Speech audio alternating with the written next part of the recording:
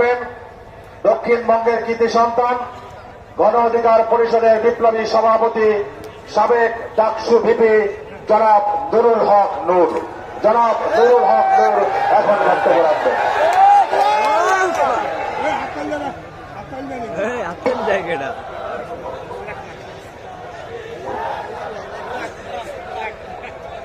আসসালামু আলাইকুম ওয়া রাহমাতুল্লাহ। আশা করি সবাই ভালো আছেন।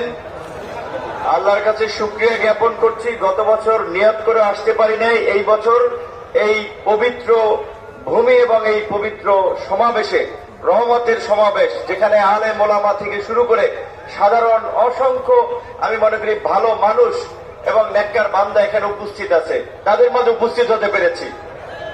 আমি উপস্থিত হয়েছি দুইটা কারণে। একটা হচ্ছে এইখানের কোন আল্লাহর বান্দার যদি পছন্দ আল্লাহর হয়, তার মোনাজাত, দোয়া এবং নামাজ যদি কবুল করে নেয়, সেই উসিলায় যারা আমারটাও কবুল করে নেয়, এটা হচ্ছে এই একটা অন্যতম লক্ষ্য উদ্দেশ্য। দ্বিতীয়ত আরেকটা লক্ষ্য উদ্দেশ্য হচ্ছে আমাদের এই দক্ষিণাঞ্চলে আমরা স্কুলে দেশাত্মবোধক গান, কলেজ, বিভিন্ন প্রতিযোগিতা ছাত্র অবস্থায় অংশ নিয়েছি। সেখানে গজলের একটা গজল পড়েছিলাম, যে লাইন ছিল, বরিশালের চরমনাইতে জেগেছে হীরার খনি। যারা গজল করেছেন তারা জানেন, তখন বুঝি নাই এটার মানেটা কি, কিন্তু এখন তো পরিপূর্ণ মানুষ সবকিছু জানি। এখন বুঝতে পেরেছি যে গজল যিনি লিখছিলেন কেন লিখছিলেন। তো আজকে এই পীর সাহেবের আমন্ত্রণে এবং ইসলামী আন্দোলনের প্রেসিডিয়াম মেম্বার, যিনি রাজনৈতিক দলগুলোর সাথে সমন্বয় করেন, যোগাযোগ রক্ষা করে একটা লিয়াজু মেনটেন করেন, আশরাফ আলী আকন ভাইকেও ধন্যবাদ জানাই যে তিনি আমাদেরকে এই সুযোগ করে দিয়েছেন আসার জন্য। তার যদি মেহনত না থাকতো তাহলে হয়তো এখানে আসা হতো না। তো সর্বশেষ বর্তমান প্রেক্ষাপটে দুটো কথা বলতে চাই, যেটা আপনাদের নেতৃত্ব ইতিমধ্যেই বলেছেন, যে 5ই আগস্ট গণ অভ্যুত্থান পরবর্তী আমরা একটা নতুন বাংলাদেশ পেয়েছি।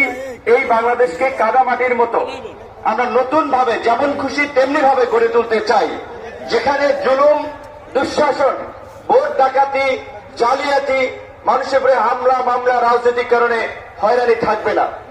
কিন্তু এক ভাই বক্তব্য আমি পেছন থেকে শুনেছিলাম, এটা সত্য। এখনই কোন কোন রাজনৈতিক দলের উৎপাত শুরু হয়ে গেছে, মনে হয় তারা ক্ষমতায় চলে এসেছে। এইটা হতে দেওয়া যাবে না। আমি যে কয়েক জেলায় গিয়েছি, উপজেলায় গিয়েছি, পরিষ্কার ভাবে ডিসি, এসপি, ওসি, ইউনোকে বলেছি, বিএনপি, জামাত, ইসলামী আন্দোলন, খেলাফত মজলিস, গণ অধিকার পরিষদ, যেই জেলা উপজেলায় যেই দল সক্রিয় আছে, জেলা উপজেলার সরকারি প্রত্যেকটি কাজে সকল দলের প্রতিনিধিদেরকে নিয়ে আলোচনা করে, মত বিনিময় করে কাজ করবেন। বিজেপি, বিএসএফ, বয়স্ক ভাতা, ওএমএস, টিসিবি, বিভিন্ন